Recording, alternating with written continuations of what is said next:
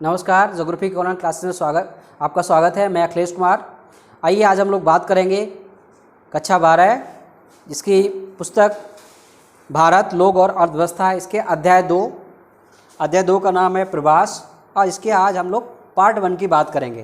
तो सबसे पहले जान लेते हैं कि इस पार्ट 1 में या पार्ट 2 दोनों मिलाकर के हम लोगों को क्या क्या अध्ययन करना है, इसके मुख्य बिंदु में पहला रहेगा प्रवास। इसके बाद प्रवास के बाद हम लोग बात करेंगे प्रवास के प्रकार की। इसके बाद भारतीय प्रसार, प्रवास की धाराएं, प्रवास में स्थानिक विभिन्नता, प्रवास के कारण और प्रवास के परिणाम। तो आइए हम लोग आगे चर्चा करते हैं। पहले जानते हैं प्रवास होता क्या है। जनसंख्या का किसी एक स्थान से दूसरे स्थान पर जाकर बस जाना, ये प्रवास कहलाता है। प्रवास की गणना की बात करें तो प्रवास की गणना 2 आधारों पर होती है, जन्म स्थान और निवास स्थान। कोई भी इंसान अगर किसी स्थान पर पैदा होता है तो वो जन्म स्थान होता है, इसके बाद वो किसी और स्थान पर चला जाता है, वहाँ रहने लगता है तो वो निवास स्थान में आ जाता है। तो प्रवास की गणना के 2 आधार हो गए, जन्म स्थान और निवास स्थान। इसके बाद हम बात करें प्रवास के प्रकार की, तो प्रवास के 2 प्रकार होते हैं। आंतरिक प्रवास यानी एक देश का अपने ही देश में प्रवास करना, यानी जैसे आप भारत का मानचित्र देख रहे हैं जिसमें भारत के कुछ राज्यों से दूसरे राज्यों में प्रवास किया गया है, ये आंतरिक प्रवास है। और दूसरा होता है अंतर्राष्ट्रीय प्रवास, एक प्रवास से दूसरे देश में चले जाना अंतर्राष्ट्रीय प्रवास होता है। इसके बाद हम लोग प्रवास की धाराओं की बात करेंगे। तो प्रवास की 4 धाराएँ होती हैं, गाँव से गाँव, गाँव से नगर, नगर से गाँव और नगर से नगर। अगर हम गांव से गांव की बात करें तो इस प्रवास में सर्वाधिक प्रवास महिलाओं का होता है। महिलाओं, किसी लड़की का जब विवाह हो जाता है तो वो दूसरे गांव प्रवास कर जाती है। इसमें महिलाओं का गांव से गांव प्रवास सर्वाधिक होता है। वही गांव से नगर की बात करें तो यहाँ पर पुरुषों का प्रवास सर्वाधिक होता है। लोग रोजगार, शिक्षा इत्यादि के कारण अपने गाँव से शहर की ओर प्रवास कर जाते हैं, यहाँ पुरुषों का प्रवास सर्वाधिक होता है। इसके बाद हम लोग प्रवास के कारकों की बात करेंगे। तो प्रवास के 2 कारक होते हैं, प्रतिकर्ष कारक पुश फैक्टर और अपकर्ष कारक पुल फैक्टर। इनकी चर्चा हम 5 भागों में करेंगे। आर्थिक कारक, अवसरचनात्मक कारक, सामाजिक और सांस्कृतिक कारक, पर्यावरणीय कारक और राजनीतिक कारक। आइए बात करते हैं प्रवास के कारक की। तो पहले कारकों की बात करते हैं। आर्थिक कारक, अवसरचनात्मक कारक, सामाजिक और सांस्कृतिक कारक, राजनीतिक कारक, प्राकृतिक और पर्यावरणीय कारक।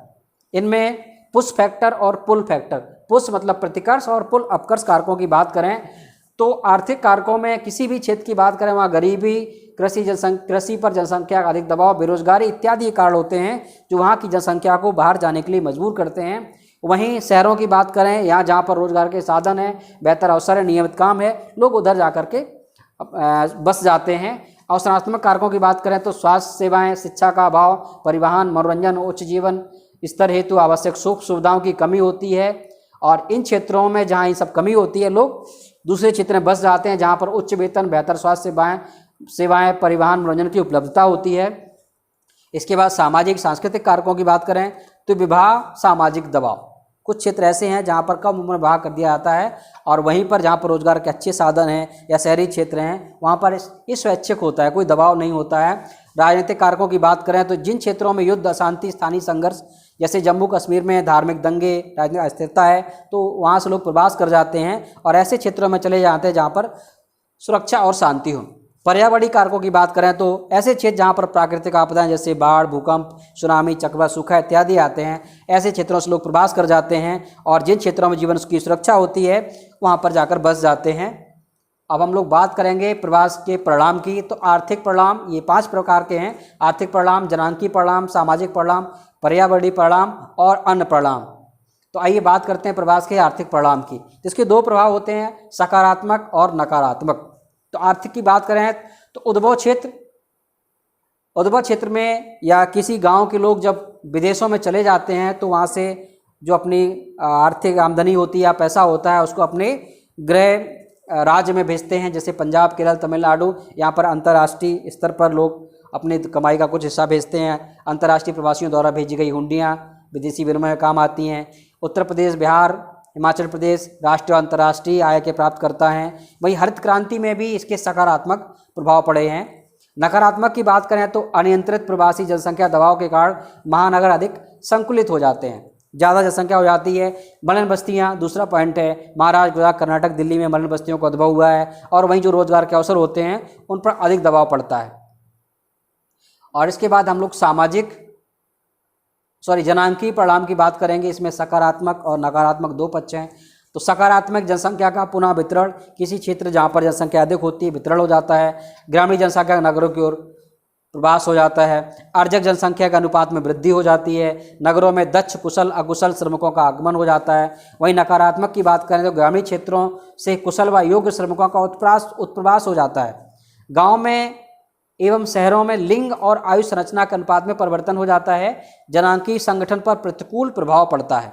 इसके बाद हम लोग सामाजिक परिणाम की बात करेंगे। तो सकारात्मक में प्रवासी सामाजिक परिवर्तन के अभिकर्ता होते हैं। नवीन प्रौद्योगिकी, परिवार नियोजन, बालिका शिक्षा के विचारों का गांव की ओर प्रचार और प्रसार होता है। विभिन्न संस्कृतियों का मिश्रण एवं लोगों का मेलजोल बढ़ता है। मानसिकता का व्यापक होना और विचारों में खुलापन आना। अगर नकारात्मक परिणाम की बात की जाए तो गुमनामी के कारण अकेलापन, अगर कोई इंसान अपने घर से दूर चला जाता है वो अकेला पड़ जाता है। और दूसरा, प्रवासी समाज का अकेले पड़ना। साथ में प्रवासियों में निराशा हताशा की भावना के कारण अपराध, नशीली दवाओं का सेवन इत्यादि सामाजिक बुराइयां उत्पन्न हो जाती हैं। और अगर हम लोग पर्यावरणीय परिणाम की बात करें तो पर्यावरणीय परिणाम में कुछ बिंदु हैं, जैसे भीड़ भाड़ में वृद्धि, भौतिक और सामाजिक ढांचे सुविधाओं पर अधिक दबाव हो जाता है। नगरीय बस्तियों में अनियंत्रित वृद्धि हो जाती है। मलिन बस्तियों का उदय हो जाता है। प्राकृतिक संसाधनों का अत्यधिक शोषण के कारण भूजल स्तर में गिरावट होती है। साथ में प्रदूषण जैसे मृदा, जल, वायु, ध्वनि इत्यादि में वृद्धि हो जाती है। ठोस कचरा निपटान प्रबंधन की समस्या होती है। नगरों में कंक्रीट के प्रयोग के कारण ऊष्मा द्वीप का निर्माण हो जाता है। ये पर्यावरणीय समस्याएं हैं। इसके बाद हम लोग अन्य परिणाम की बात करेंगे तो स्त्रियों पर प्रभाव की बात करते हैं। तो इसमें ग्रामीण क्षेत्र में पुरुषों के प्रवास के कारण स्त्रियों का अकेला पड़ जाना, शारीरिक और मानसिक दबाव बढ़ना, शिक्षा और रोजगार के लिए सीमित स्त्रियों का प्रवास होता है, शोषण का खतरा रहता है। और इसके बाद हम लोग आगे बढ़ते हैं और आगे कुछ बिंदुओं पर बात करते हैं, जिसमें बांग्लादेश, यहाँ से लगभग 30 लाख प्रवासी हमारे देश में आए थे। साथ में पाकिस्तान से लगभग 9 लाख, नेपाल से 5 लाख, तिब्बत, श्रीलंका, अफगानिस्तान, ईरान, म्यांमार इत्यादि देशों से बहुत सारे प्रवासी या शरणार्थी हमारे देश में आए थे।